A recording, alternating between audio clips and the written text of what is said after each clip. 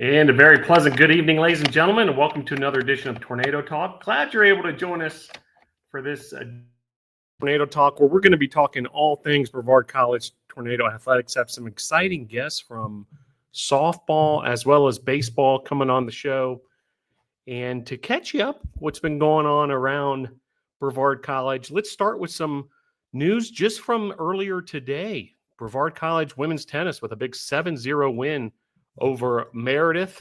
Impressive showing as they continue to march on towards the USA South Conference Championships. Men's and women's tennis will be at Southern Virginia this Saturday at 11 a.m. We'll continue to keep an eye, and best of luck to Coach Brad Jones and his group with men's and women's tennis. Track and field had a successful weekend at the Asheville Bulldog Invite up in Asheville, North Carolina. And the track and field team preparing for their USA South Conference Championships. The track and field championship scheduled for Friday, April 25th and Saturday, April 26th in Concord, North Carolina. So we look forward to some success there for the Tornadoes as well. Women's lacrosse will be on the road tomorrow. Now, this was a game that was made up from earlier in the season. Thus sort of a unusual day and time, but Tuesday, 1 p.m. in Montgomery, Alabama. Best of luck to the women's lacrosse team who are on the road to Alabama today and tomorrow.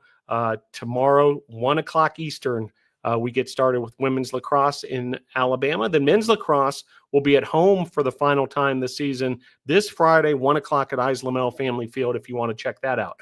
Softball, a big weekend coming for them as well. We'll be talking some softball in just a bit on the show as the Tornadoes will take on William Peace in a doubleheader this Friday. That begins at 1 o'clock. It's softball senior day as well. And then softball will be back in action versus Greensboro on Monday, 1 week from today. That's Monday, April 21st, 1 and 3 p.m. doubleheader. That brings us to baseball. Baseball split the series over the weekend versus Greensboro after losing a game on Saturday, bounced back big time with the 5-3 win in game 2. And then a wild affair in game number 3. It went to 11 innings. The game got suspended for darkness. And if it matters in the final USA South Conference Championships, that game 3 of that series will be made up the Monday following the end of the regular season, so stay tuned on that. Baseball will be at William Peace this weekend in Cary, North Carolina. The next home games for the baseball team versus Bob Jones on Tuesday, April 22nd. That's a 4 o'clock first pitch. And then the final series of the year versus Mary Baldwin, April 26th and 27th at Gilcone Field. That's senior day weekend. And with that, we're going to head back to the softball diamond and bring in our first guest of the evening. Great to have back on the show assistant softball coach Taylor White. How are you, Coach? I'm good, Phil. Thanks for having me. Yeah, excited to have you. Well, it's been, sort of one of these stretches where you guys got a little bit of off time, a chance to, regroup a little bit, maybe heal some injuries, that kind of thing. And now at the end of this week, rapid fire, and it's all back at home. We've got the senior day celebration versus William Peace on Friday with a doubleheader, and then the Monday doubleheader versus Greensboro. So love for your comments as far as like this portion of the schedule and, what the team's going through right now. Yeah, I mean, right now we're really in the thick of it. We've been lucky to have not a lot of midweek so far. Like you said, going into this week, we go back to back pretty quickly. But we have been away for the past couple series, so we're excited to get back home and just play on our home field in front of NATO Nation. But we've had a lot of success over the last couple weekends, picked up 2 really big conference games for us, and then played pretty competitively with the number 2 team this past weekend. So we've had a lot of good moments that we're looking to bring into 2 really big games on Friday against William Peace. Yeah, big ones on Friday. You mentioned it, and a chance to get back in front of the home crowd. And it's also senior day. And, hat tip to yourself and Coach Bree Sharon. Every softball senior day, it's just done to the nines. You guys do a great job. Would love, before we get into the senior class and what this year's senior class represents, tell us a little bit behind the scenes, all that goes into putting on a softball senior day. Yeah, so I like to think that we go pretty big for our seniors. I will say we have phenomenal underclassmen that they kind of get the buildup of senior day, so they know, like, if they do a lot for their seniors, come their senior day, their underclassmen's going to kind of do the same for them. So we do a lot where we split our seniors up and our underclassmen get to like take and handpick their senior and really work on them. And we do big collage numbers. They get their framed jersey. We decorate the locker room all the way out. We put like some baby softball pictures up at the field and just make it a really welcoming, like fun, free environment for them to just let loose and have fun. Just one last time in front of their home crowd. Obviously, it's not our last game this year, but it's a big moment for them. And then their family's just getting to walk them around the bases. It's just very sentimental for them. And that's something that Coach Bree brought. And I think it's huge for the girls. Yeah, and if you can expound on that a little bit, because it's not like your typical senior day where name is called and you might run to, the area in front of the circle or that kind of thing and just get your photo taken. There's a whole process as far as rounding those bases and so forth. Can you tell us a little more about that and also, what the significance of it is? Yeah, so it's basically like their last walk around the bases, and it just resembles like 4 years of being here. We have 4 bags, so they get to walk to each bag. And at each bag, they will receive stuff from the underclassmen who picked them. So they'll receive like their basket of just like some goodies, some snacks, everything that we know that they love that we've come to learn from them while they've been here for 4 years. And then at second base, they'll normally get just a magnitude of multiple things. We've done different number collages. We've done posters. We've done different things. So they'll receive something at each base, and their family gets to walk with them. And then as they pass that base, the underclassmen who are also at the base will follow them. And it's kind of like them having your back and just moving along through you while we've all been together for the last 4 years kind of thing. Yeah. Awesome stuff. Well, folks, if you're interested, you want to see it firsthand, make sure you get out to Friday's doubleheader early. It's the first day of Easter break. So, kind of a different feel on campus this weekend with the break, but I know a lot of students are sticking around, so invite them out. And also, of course, if you want to celebrate the senior class, which brings us to the senior class, we're going to have 3 of them on in just a few minutes, Coach. But, it seems like we talk about this every year, but every senior class has sort of its own feel to it, its own, style. And certainly this one, many of whom have been around the whole run, has contributed so much to the team.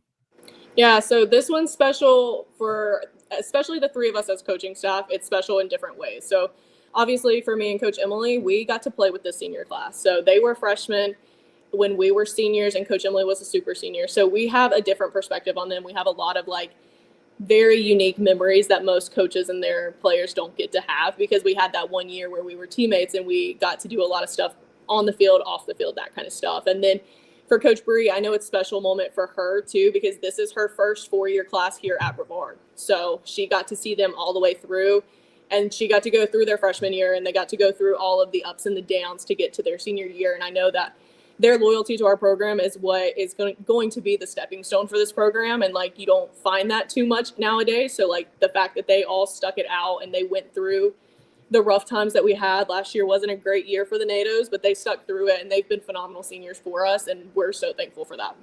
Yeah. Awesome stuff. And I love that connection that, so much of the coaching staff was able to play with them and so forth. And, just, it's amazing how time flies in athletics and in sports, where next thing of these players who you remember as freshmen are now part of the senior class. Awesome stuff. Well, Coach, as far as these upcoming games and rounding out this point of the season, let's get into the X's and O's a little bit as far as on the field goes. What's the goals of the team? What are you guys trying to do from a hitting, a pitching, a defense standpoint to really maximize success these last few series?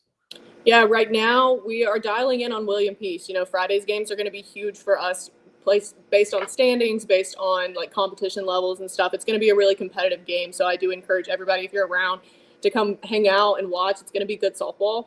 But so far as for the NATOs, if we can execute like bunt defense, stuff like that, just doing the little things is going to be really big. Coach Emily and Coach Bree have been really dialed in with our hitters, working on hitting the ball hard on the ground and forcing their defense to make plays and stuff. So we're hitting the ball on the ground. Pitchers are doing their thing. They like to call it throwing sauce. If they're throwing saucy pitches, then we're going to be just fine. We just have to stay composed and do the little things.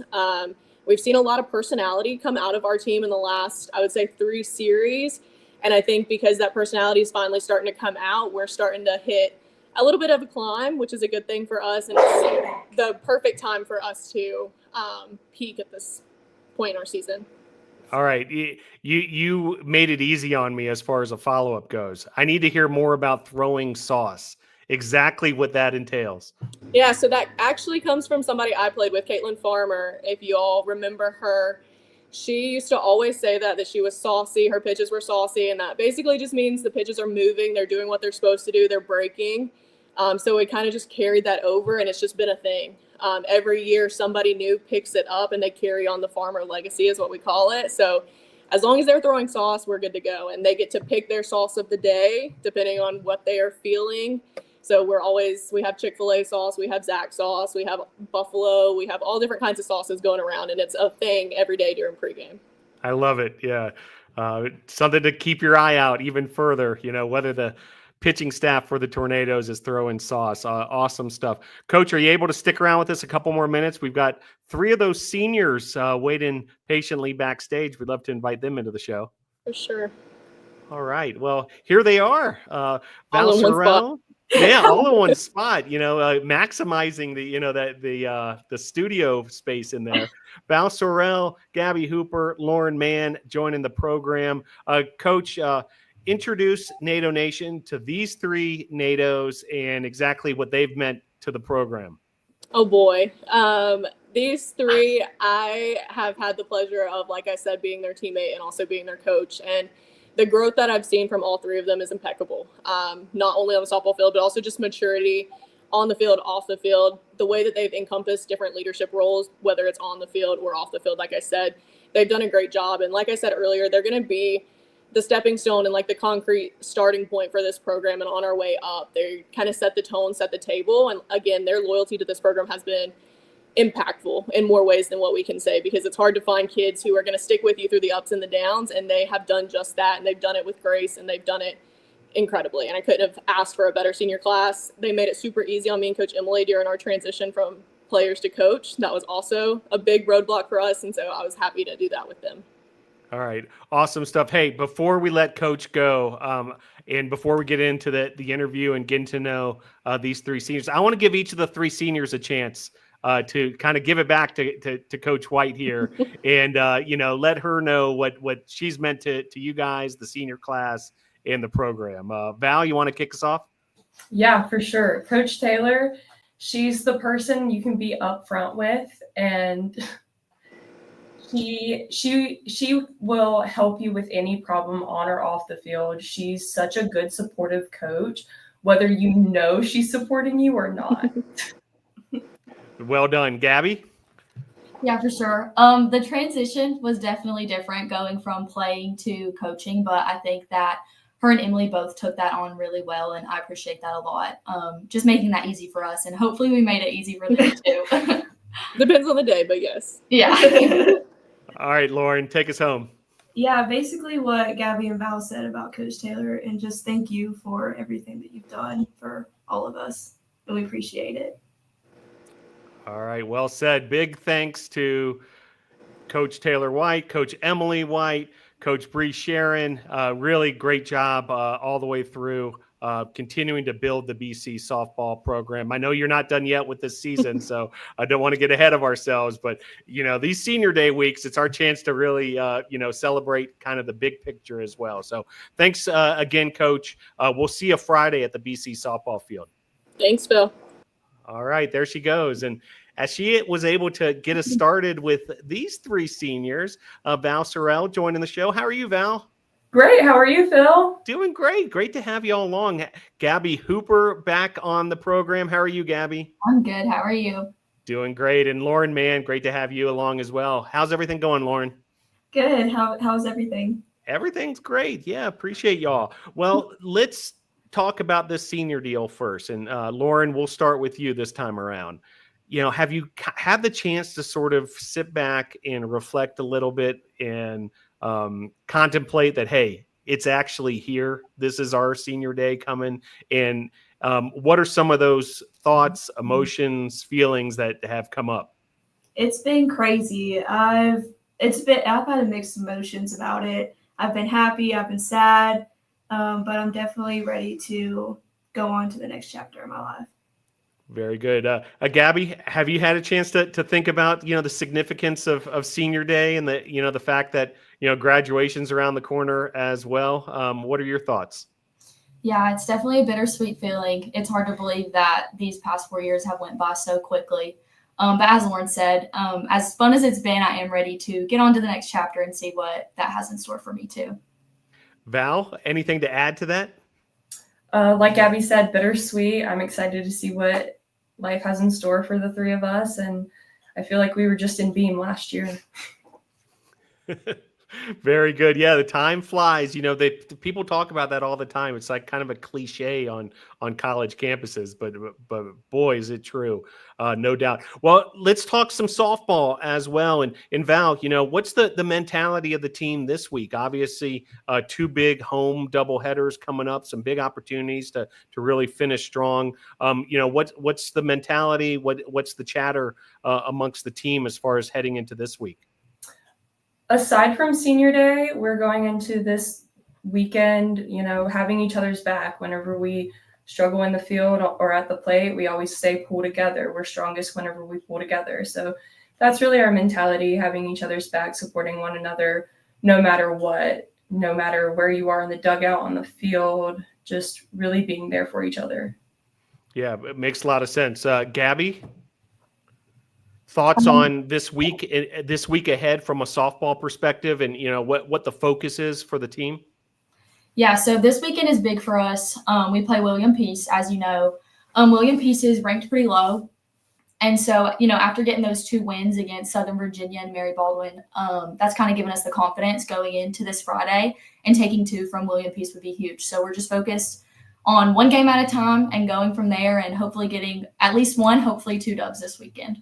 Yeah, very good. And Lauren, anything to add to that as far as, the softball side of things, and, just the motivation for the team to come up big here at the end of the season? Well, let's just get a sweep. We can do it. There we go. I appreciate that response, no doubt. Lauren, you're with us. You're from Monroe, North Carolina. Tell us a little bit about this student athlete journey of yours, starting from when you started to play softball, making your way to Brevard College, and then your experience here at Brevard. I started playing softball when I was 7, and I got into travel ball when I was 12, and I just played on. And then I talked to Coach Bree over email, and I sent her a video of me hitting, and she was like, okay, let's talk about your future here at Brevard and whatever. And my experience here has definitely been one of the best experiences I've had. And I'm really thankful that I was able to come here. Awesome stuff. Same question for you, Gabby. Tell us a little bit about your journey, and it's the twists and turns that got you here to Brevard, and then ultimately, you'll be graduating before we know it. Yeah, so I started softball a little bit later. I never played t-ball or coach pitch or anything like that. I started when I was 13, I think, and I just fell in love with it. I played other sports in high school, but softball was always my one true love. I played a little bit of travel ball throughout high school, but didn't decide that I wanted to play college until my senior year. So I hadn't really been talking to coaches much or anything. So I just emailed some D3 schools near me, and I got a hold of Coach Bree, and she had me come in for a visit, and I really enjoyed the people and the campus, and I just knew that this is where I was supposed to be. Awesome stuff. And Val, from Angier, North Carolina, here in the state as well. Tell us about your journey. I had no clue what Brevard was or where it was. I heard of it through friends and family and looked it up, got in contact with Coach Bree, and fell in love with the campus instantly. I've made so many connections that I never would have found anywhere else, I don't believe. And the people here are absolutely incredible and so supportive. Let's move from the softball side of things into the classroom. And they're so intertwined, in the student athlete experience once you've reached the college level here at BC. And Val, we'll start with you. Tell us about what the degree is going to be in, and then, what the focus of your studies have been, throughout your years here at Brevard. I'm graduating with my exercise science degree and minor in health science, and hopefully going to grad school to get my doctorate in physical therapy. So that's been my main focus with exercise science. Gabby, how about yourself? What's the degree going to be in, and what may be your future plans? Well, I'm a health science major, and then I have a double minor in psychology and biology. And the plans are to go to PA school and then hopefully specialize in pediatrics. And Lauren, tell us about your academics, what you've been working on throughout your college career, and what that degree is going to be in. My degree is going to be in business, and after I graduate, I just recently got a job offer to work at a wedding venue in Lancaster, South Carolina. And my mom is also a wedding planner, so I'll be in the wedding industry after I graduate. Congrats to all three of you. Congrats on, getting the job market already figured out, Lauren, there, and awesome stuff for all three of you. Well, love for you each to think about the professors here at Brevard College. I'm going to give you each the opportunity to maybe shout out one of them. We'll get a little ahead of the shout outs, but maybe introduce to NATO Nation a professor who has made a difference for you here at Brevard, and maybe tell us a little bit about that person as well. And Lauren, we'll let you get started with this one. Yeah, so I'll shout out Dr. Laura Walker Andrews. I'm actually one of her TAs, and she's been just amazing. She has helped me with a lot of business stuff and just like life in general. And so I just really owe it all to her for helping me out these past couple of years. Gabby, you have a professor for us? Yeah, Sarah Mavidi. She's awesome. She makes it really fun. Microbiology, biology in general is a very hard topic, but she makes it exciting and she makes me want to learn and do a good job. And so I just really appreciate her. And I think a lot of other people feel that way too. So she's just great. Great stuff. And Val, exercise science major here at BC. Tell us about a professor that's made an impact on you. I would have to say Dr. Kevin Phillips. He just is so interactive in the classroom. He's always engaged in the activity with us, and he just makes learning so much fun in the classroom and outside. Yeah, well done. Appreciate each of you, introducing some of the professors to NATO Nation here as well. And congrats again on the upcoming graduation. Really great work for all three of you. All right, one more fun one, then we'll take it to shout outs. Funniest or just the one memory you'll never forget. Maybe it's something that happened on a bus trip or with another teammate, as long as it's appropriate for Tornado Talk. So Val, do you have something for us, as far as like a favorite memory or a funniest memory? Oh goodness, it would probably have to be Cassie Plemons, she was on the team last year. There was a practice where it was super muddy, and out by the track past the softball field, there was a huge puddle, and she went rolling and diving all in the puddle. No regrets. Wow. Next level stuff right there. All right, Gabby, you have a memory for us? Oh, goodness. There's just so many things. It's hard to pinpoint just one. And because I can't pinpoint one just now, definitely just the van or the bus rides. They're always just so funny. Like there's always so much going on, like jam sessions, all of the things. And so if I had to pick one overall thing, it would just be the van rides for sure. Very good. And Lauren, you got something for us? I do actually. Our freshman year, Coach Emily White, when we played with her, she brought a moped on the softball field and was driving around the bases. And I don't even know if Coach Bree even knows about that, but now she does if she's watching. But it was just so funny, and I will always remember that. Wow, maybe the statute of limitations have run out on that one. Awesome stuff. All right, well, as seniors, we're going to give you each as much time as you need for shout outs or thank yous. You talked about some professors already, but this is your chance. People who might be tuning into the show or who you just want to acknowledge, give us some shout outs of people that have helped you along the way. Lauren, get us started, please. I want to shout out my mom. Hey mom, I know you're watching. I want to shout out my friends, my teammates, and my boyfriend Bryce. Very good. Gabby? I'll have to start off with my parents. They've always been so supportive of me, and without them, I wouldn't be here. My grandparents, they try to come to every game that they can. My friends, and then my boyfriend Connor, and then also my teammates, except for Riley. Sounds like some serious inside joking there, no doubt. Val, what you got for us? I would first like to thank my parents and my grandparents, especially Goat. He's at every single game and bakes cookies for every single game. My fiance, Parker, and his family, they're also supportive, and I have so much love surrounding me. Great stuff. Val Sorrell, Gabby Hooper, Lauren Mann, 3 seniors who will be honored on Friday. Hope to see folks there. It's a doubleheader that starts at 1 o'clock in the senior ceremony prior to the matchup. Thanks for joining the show. We can't wait to celebrate with you on Friday, and best of luck through these last few series and beyond as you head towards graduation. Great job, ladies. Thanks. Thank you.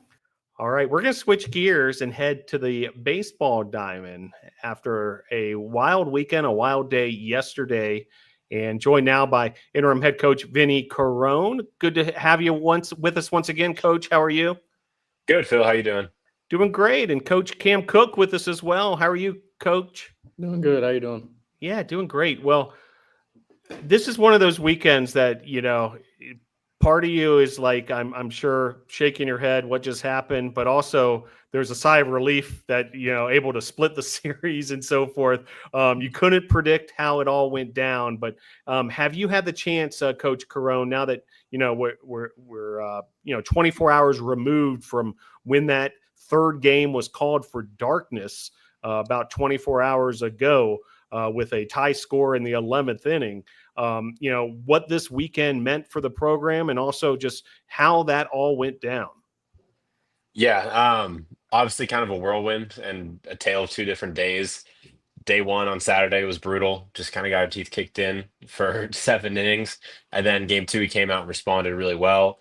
Won game 1 and then came back in game 2 to make sure we tied it in the 9th. And then it obviously ended due to darkness. But I think it's a big weekend for us. We obviously had a bad weekend last weekend against Methodist. Very, very good team.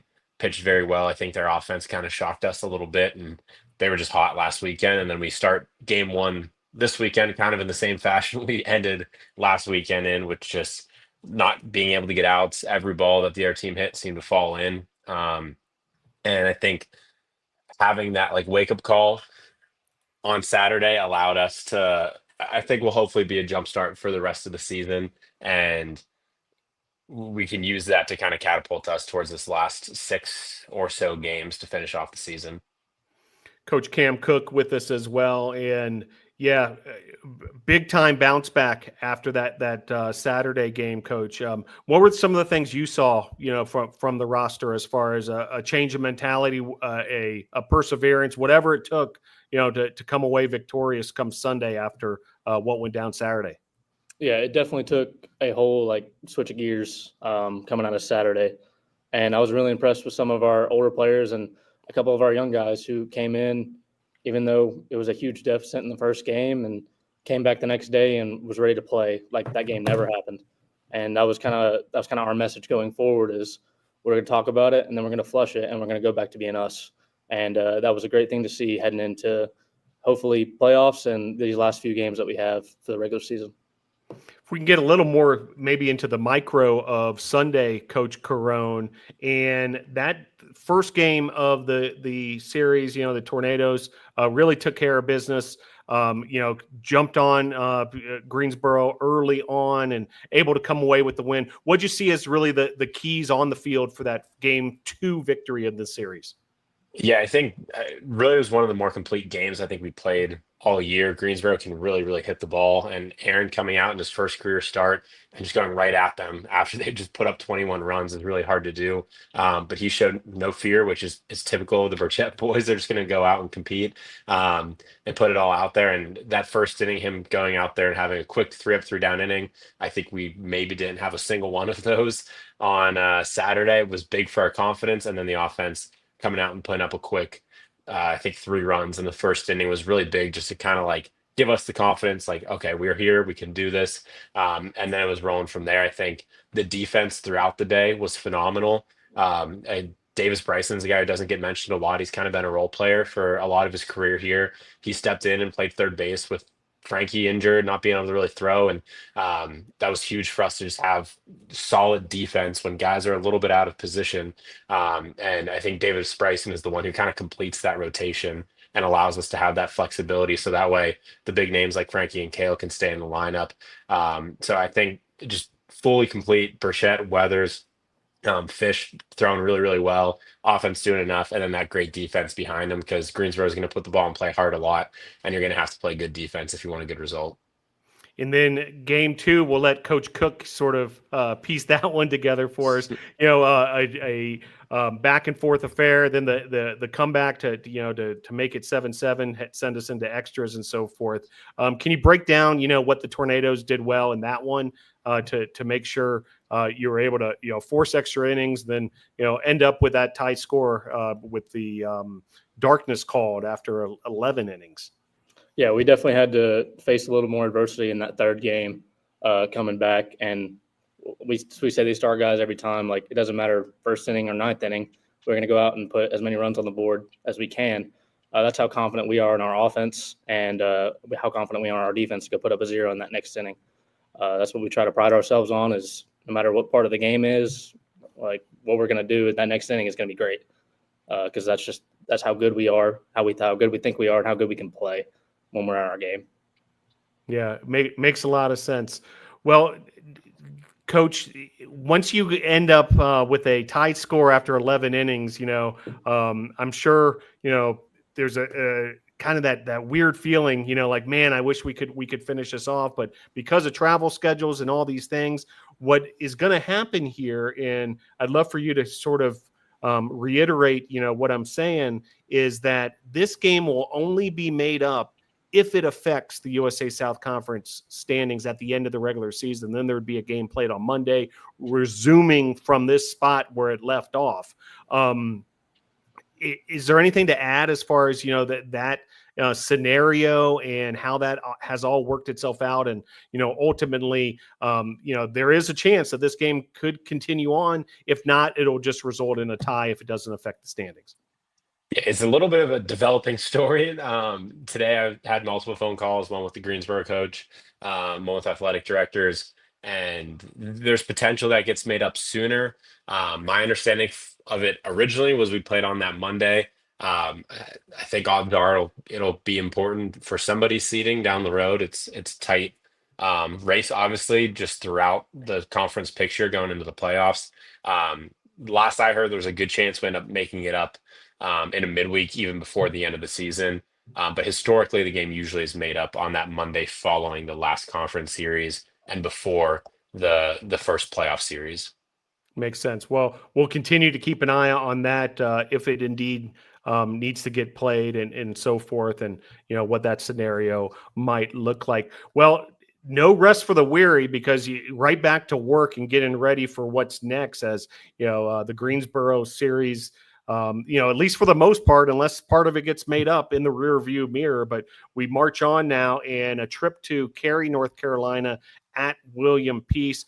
Coach Cook, you've made these trips before as a player to take on the Pacers, and a big one again this weekend as the Tornadoes will take on William Peace. And it's a Friday-Saturday series, one game on Friday, doubleheader on Saturday. Of course, the Easter holiday this weekend as well. But Coach Cook, can you preview this weekend a bit for us? Yeah, it's definitely important that we go and take care of business on the back end.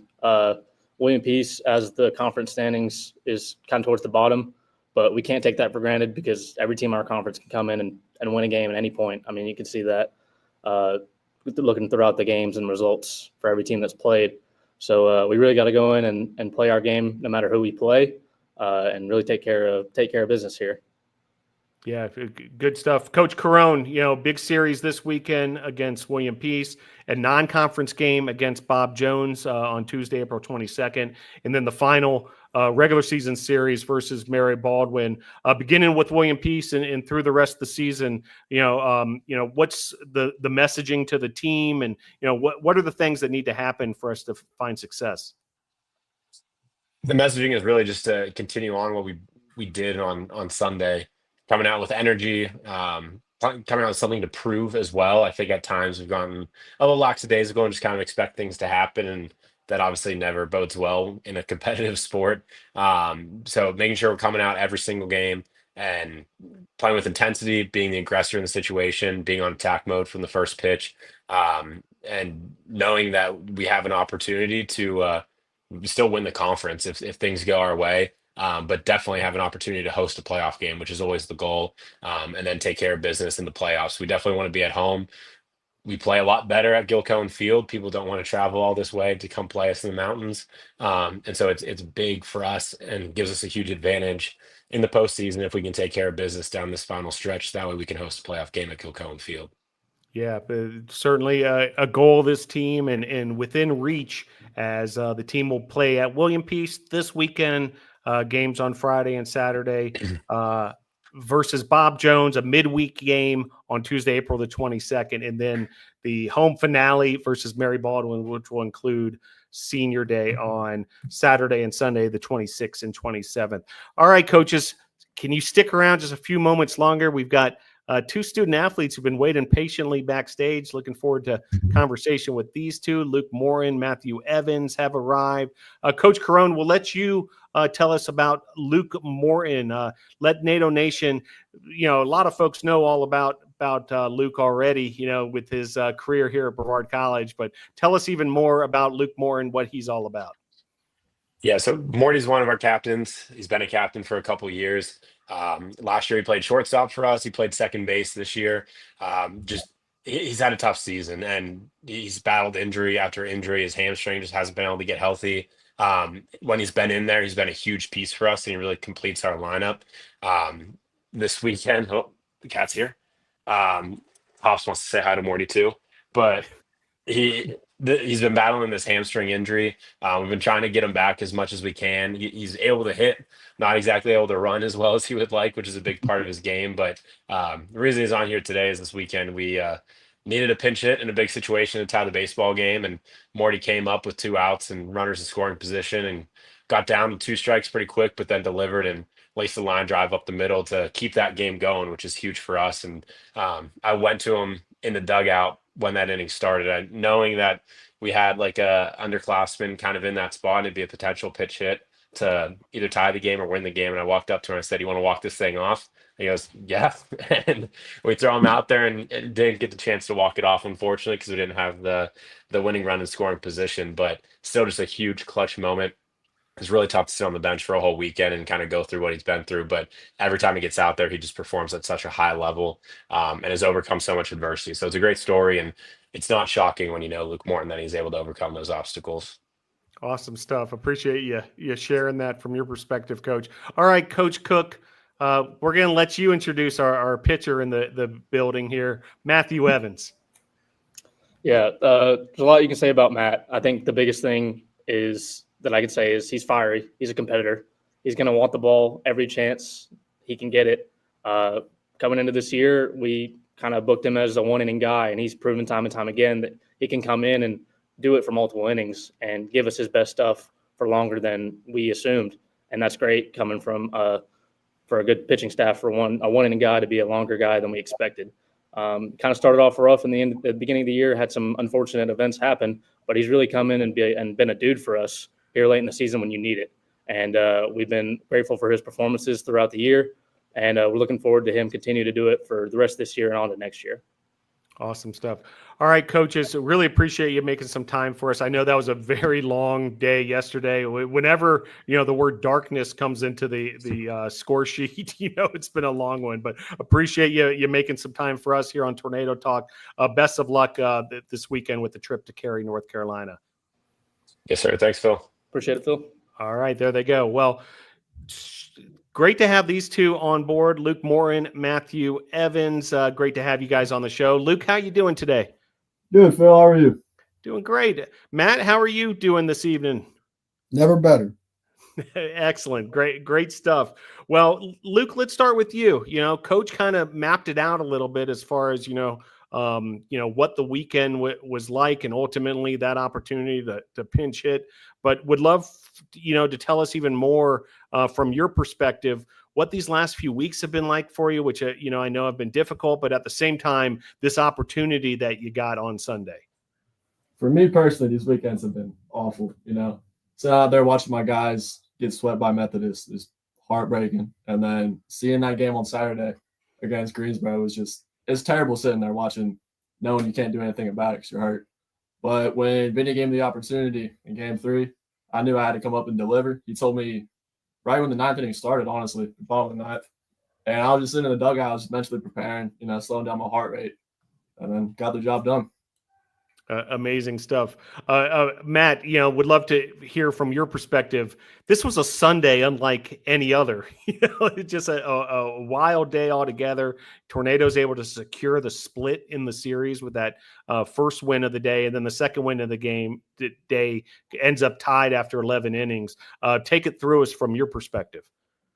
Yeah, well, we knew that we had a job to do coming in after the Saturday game. We knew that we were embarrassed on our own field in front of our family, from alumni, and we knew that we needed to show Greensboro that we're just not just a team. We are better than them. And so we came with some fire. Our pen was on fire, hitters hit, and that second game, I knew that we were going to come back. We've been in that situation plenty of times before, down 2-3 runs. It's what we do. We don't give up. We don't quit, and it was always great to see that. Yeah, awesome stuff. Congrats, guys. That took a lot of grit on Sunday to come up with that result, and you guys got it done in a big way. Well, we turn the page and we look forward to what's happening this week. Luke, tell us about you personally. How you feeling headed into this weekend's games, and can we expect to see even more of Luke Morton soon? We're hoping for this weekend. We're hoping we're back on the field this weekend. I grew up in Raleigh, which is about 30-45 minutes away from Cary. So I grew up playing at USA. So it's going to be a really cool experience for me to go back out there and finish my career out there at Cary. But that's the goal. Just get out there for this weekend. Go play against my boys at William and Peace. I know a lot of those players. So just hoping to be out there healthy.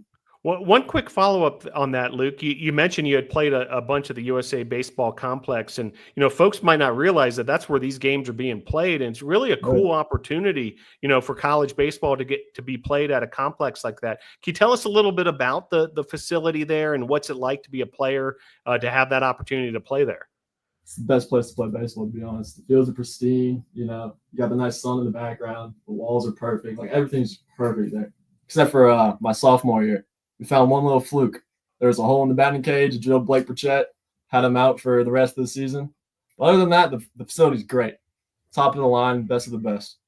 Yeah, USA Baseball's training facility in Cary, North Carolina, a great trip for fans to make because you get to, experience that facility as well. The Tornadoes will be playing against William Peace this weekend in Cary, North Carolina.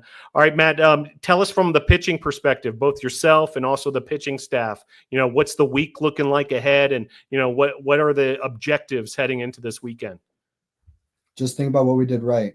We know what we did wrong. We know if we left pitches somewhere, got to do some scouting, got to get our heads right and know that they're there to beat us. They're there to hit us. We need to compete. We need a challenge. We need to win a baseball game. But I do have to disagree with Morty. The USA Complex is nice, but it's nowhere closer to go. Well done, Matt. I was waiting for that. I'd rather you say it than me. You know what I mean? It's coming from a player. But well said. Touche.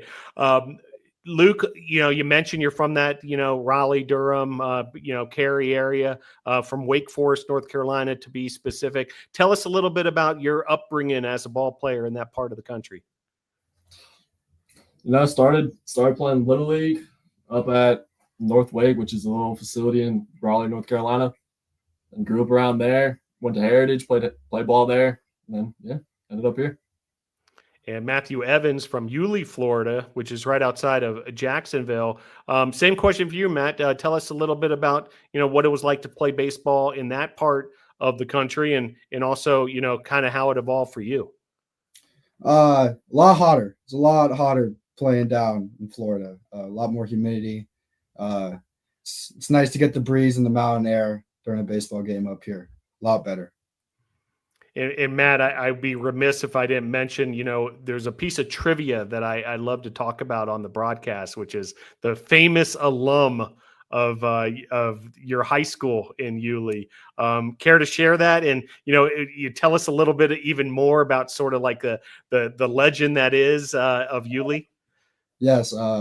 My high school, Derrick Henry went to my high school. I remember being able to go see him when I was a young kid, watch him play football, see him bigger than everyone else.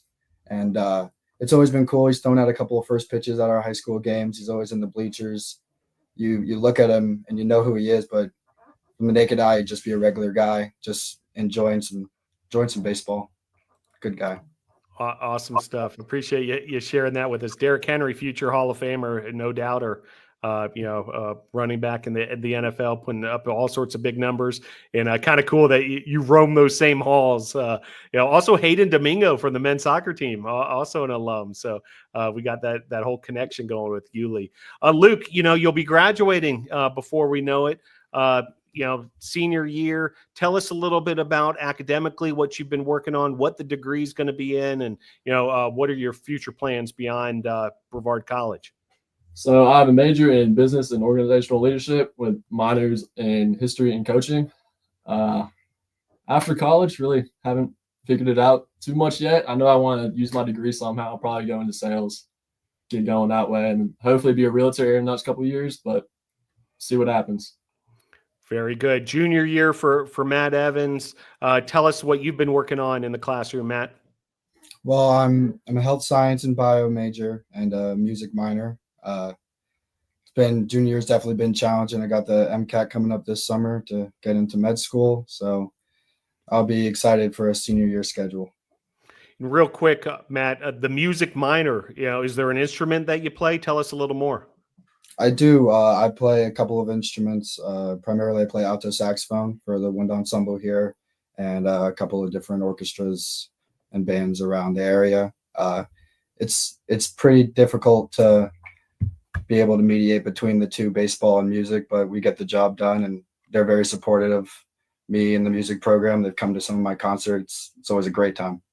Cool stuff. The multi-talented student athletes with us this evening, Luke Morton and Matthew Evans. All right, well, you guys know the drill. Shout outs, thank yous, anybody you want to thank. We'll start with the senior, Luke. Give us some shout outs, guys that have helped you along the way and as you head towards graduation here at Brevard College.